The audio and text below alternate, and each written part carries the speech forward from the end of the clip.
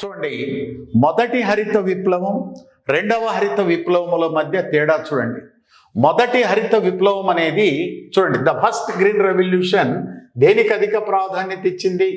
ఆహార ధాన్యాలలో స్వయం సమృద్ధి, దేశ అవసరాలకు అవసరమైన ఆహార ధాన్యాలను మనమే ఉత్పత్తి చేసుకోవాలి.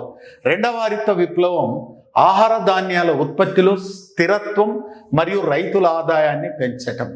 మొదటి హరిత విప్లవం గోధుమ వరికి అధిక ప్రాధాన్యత ఇస్తే, రెండవ హరిత విప్లవం వైవిధ్యమైనటువంటి పంటలు, పల్సెస్ కానివ్వండి, ఆయిల్ సీడ్స్ కానివ్వండి, ఉద్యానవన పంటలకు అధిక ప్రాధాన్యత ఇచ్చినది.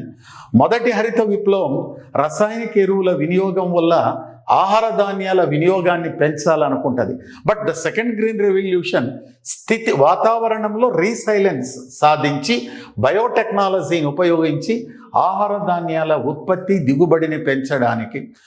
మరి మొదటి హరిత విప్లవం వాయవ్య భారతంలో బాగా ఉంటే, అయితే రెండవ హరిత విప్లవం తూర్పు భారతం, ఈశాన్య, మధ్య భారతదేశంలో అధిక ప్రాధాన్యత ఉంది.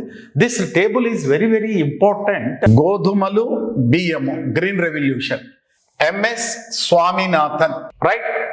చూడండి, ఇక్కడ ఇంకో పాయింట్, వైట్ రెవల్యూషన్, శ్వేత విప్లవం, మిల్క్ అండ్ పాల వెల్లువ, దీన్ని వర్గీస్ కురియన్. బ్లూ రెవల్యూషన్, నీలి విప్లవము, చేపలు, హీరాలాల్ చౌదరి. ఎల్లో రెవల్యూషన్, నూనె గింజలు, శ్యామ్ పిట్రోడ్. ఇక్కడ బ్లూ రెవల్యూషన్ అంటే నీలి విప్లవాన్ని ప్రోత్సహించడానికి విశేషమైన కృషి చేసిన వారు డాక్టర్ హీరాలాల్ చౌదరి.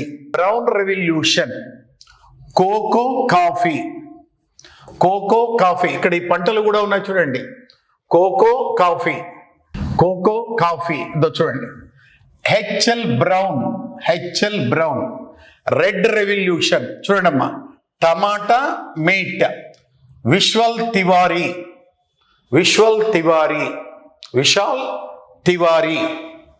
రైట్.